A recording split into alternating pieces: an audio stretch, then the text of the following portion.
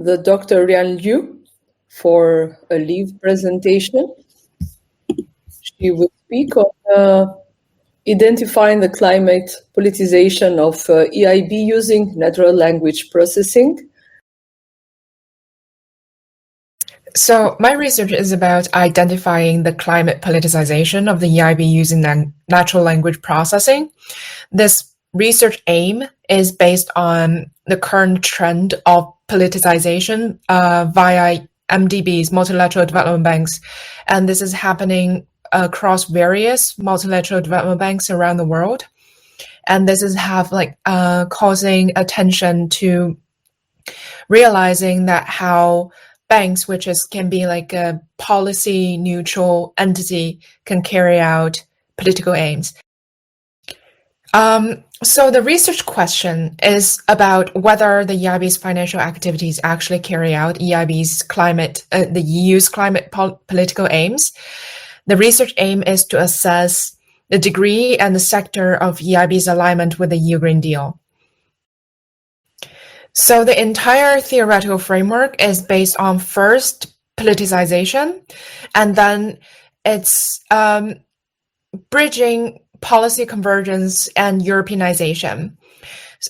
All these three theoretical frameworks have the shared core of logic of consequences, which means the entities, political entities or banking entities, they're trying to maximize their utilities. And the politicization framework is conceptualized by Limbacher in 2022. This is one of the most recent frameworks that's developed in politicization field of research.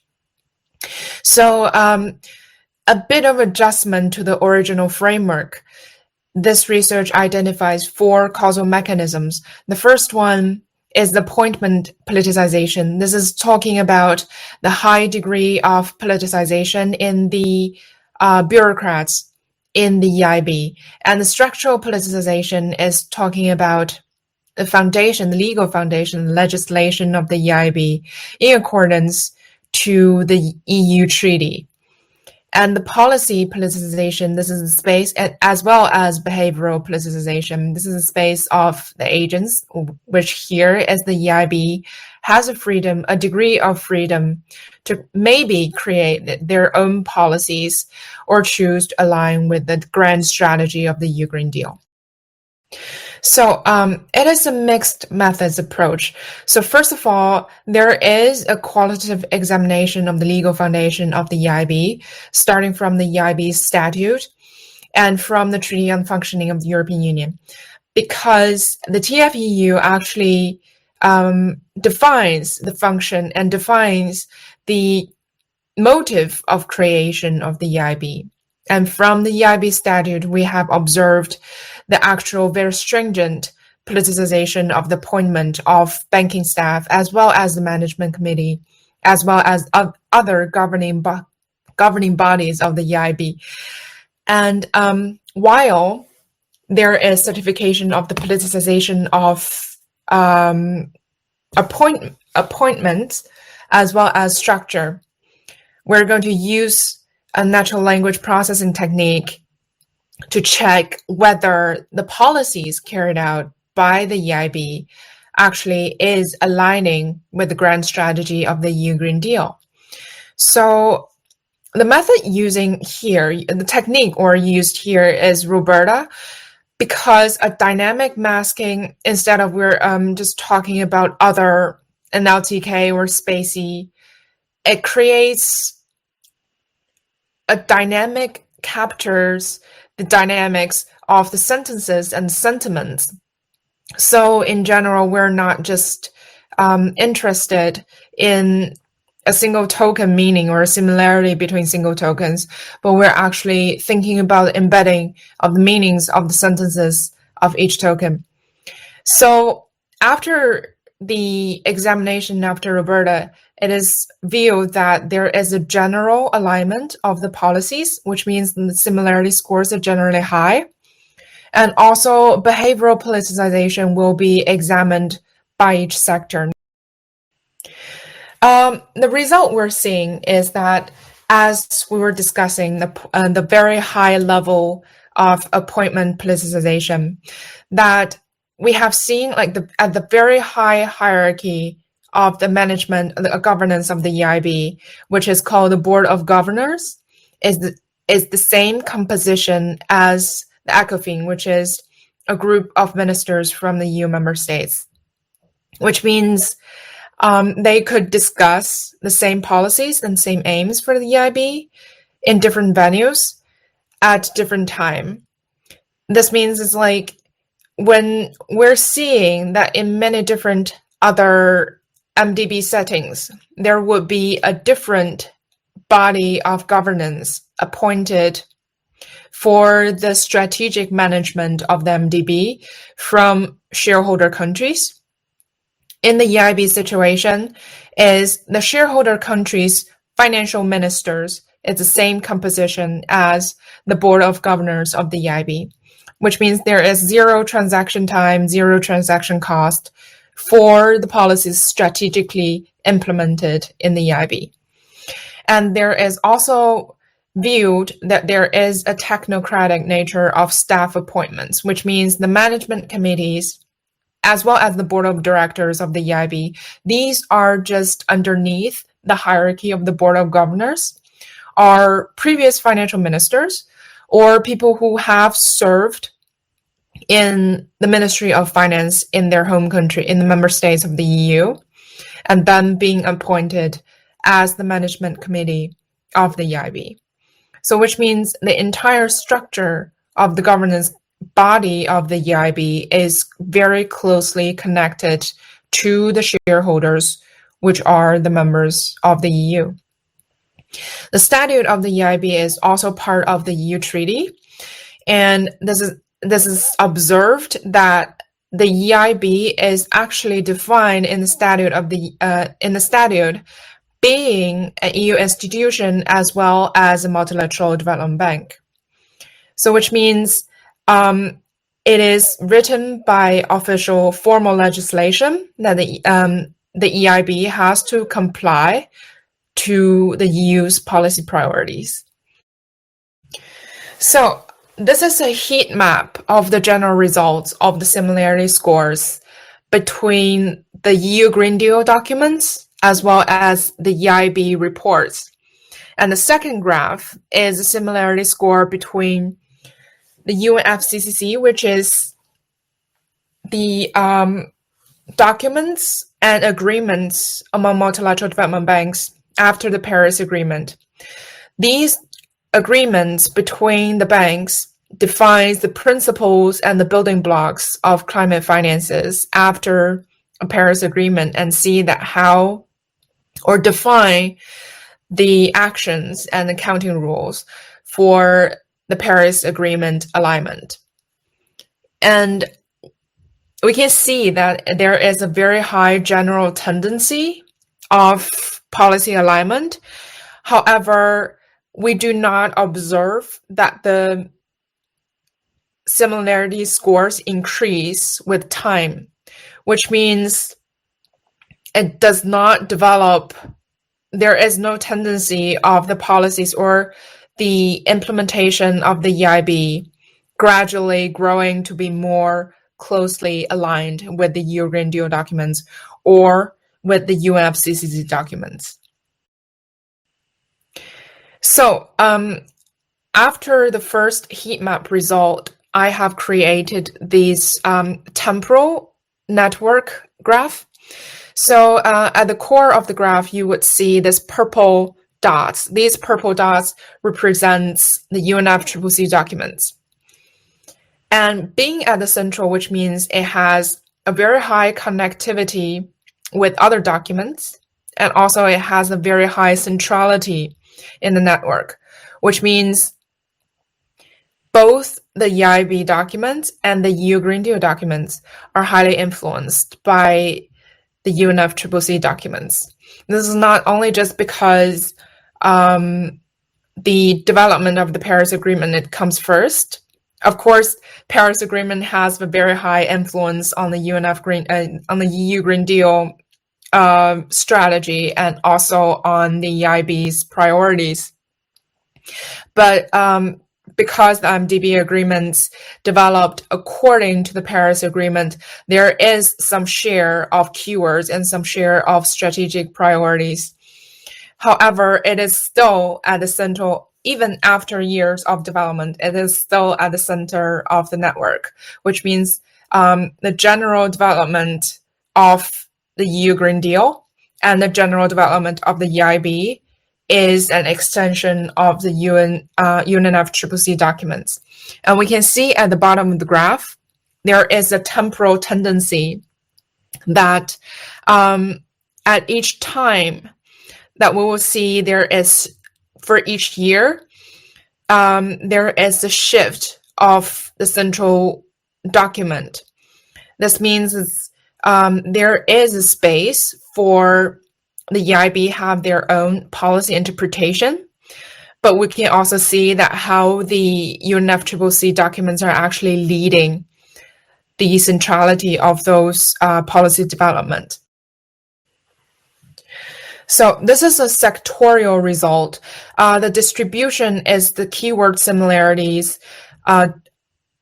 selected or themed, hand-coded. And we can see that for different themes, and the cluster of the themes are varied. For example, on the right side, on the very right side, of very, very high similarity, we can see the cluster of the financial supervision. This is anticipated because, after all, the EIB is a financial institution, as well as when selecting the documents, the documents from the EU Green Deal are much more centralized, or the quantity of the EU Green Deal are much more centralized on the financial related tools and instruments. However, it is shown that it has a very high concentration on the very similar side, which means, after all, the financial regulations have the highest impact on the EIB reports. And then gradually we would see on the very left side, there is the ETS, which is probably, even though center to the EU Green Deal, that is not much implemented or not much mentioned, or the keyword is not as centralized in the EIB conduct or the EIB's actual operation. So to evaluate that how the EIB respond to the EU Green Deal themes, there is a sentiment score that pictures how the sentiment develop for each theme over time. So we can see at the top, it's a lot of the themes actually started pretty high, above 0.6, which means very positive sentiment, and then gradually downgraded to much lower, or even a lot lower, for example, -2 sentiment. It is observed that the general tendency of the EIB's implementation or sentiment regarding the EU Green Deal themes decline. So in conclusion, the UNFCCC documents are at the core of the policy alignment. And the EIB has, as we have previously seen, there's a very high similarity scores, but there's autonomy in different sectors. And what is anticipated is the divergence in language usage may cause difficulties in alignment in specific principles. And it's also found in other scholarly literature that's talking about the evolution of the language, and as well as the evolution of the EU Green Deal, because it's not so maturely formed, may cause the divergence in sentiment decrease. And thank you very much for your participation. Thank you very much, Dr. Liu, for a very nice presentation. I have a question, and that is, how do you see, Doctor, the future about your topic and using artificial intelligence? Is there any connection, or do you see any help, assistance from AI for this topic in future? And how do you see the future? I think there are multiple implications. So first, we would see from the academic side that I think because so far the natural language processing is catching the attention of academic research as well as in the discipline of economics and politics. However, we still see a very limited amount of application because previously still that we see the boom of natural language processing using the very large language models. So we can definitely see that in the near future, there will be a boost or even like a boom of application of, for example, ChatGPT or other large language models in the analysis of policy documents, even in economics. And second, from the policy side, that it is from my personal perspective, because just because my research is mainly focused on multilateral development banks, especially their climate investment in third-party countries, which means most of the countries are developing countries. I would say it is anticipated that some of the very centralized banks would carry out diplomatic functions, for example, implementing some of the EU strategies or EU policy priorities in other countries. And this is probably similar to some other banks, such as the World Bank or the Asian Development Bank or the Asian Infrastructure Development Bank. However, the usefulness for third-party countries to adopt those policies is a question, because just from my personal research that a lot of the people, government officials from third-party countries have responded that because of the very high level standards and stringencies, it is very difficult to obtain MDB fundings. And MDB fundings have their own advantages because it's very cheap, which means if countries with very low level of human capital and technologies, it is difficult for them to source cheap funding as well. So this is some concern for the general development of developing countries in their climate finance. And for a third part that I would say in the future, the AI probably can actually advance the climate accounting strategies. Currently, because we still see, for example, carbon footprint methodologies, carbon capture, as well as if we can see like land loss, etc., those calculations probably will be advanced in the future by AI, and there will be much more convenient and much easier methods for calculation for accounting. So that's my 3 points summarized. I hope that's interesting for you. So, yes, so you are optimistic about using AI in the future in your topic. I feel it is very, comparatively to human beings, it's very cheap, it's very easy to train. Yes. And also with advancement of robotics, which means, for example, if there will be helicopters to observe or to measurement or to different usages, I would say it's still so much cheaper than human labor. Yes. Thank you very much. Thank you very much. Thank you. Professor Dr. Liu, there is a question from the listeners addressed to you. How would you assess the success of using NLP models like Roberta in identifying policy and behavioral politicization, particularly in comparison to traditional qualitative methods, such as content analysis or discourse analysis? This is a very good question, and I have been discussing this with my supervisors as well. I would say I'm not sure how familiar this question raiser is with natural language processing, but it's just because I started this applying or studying this method since like 2018, and personally I have observed its improvement in the graininess of capturing, for example, now it can capture specific themes it can downgrade to capture specific keywords. So the keywords I have used is, first, I have trained, hand-coded a small sample, and then I trained the GPT model to capture the others, which is about 100 or so documents for me. And the result of the capture is quite promising. So this is one of the, I would call it, emancipation from the natural language processing methods.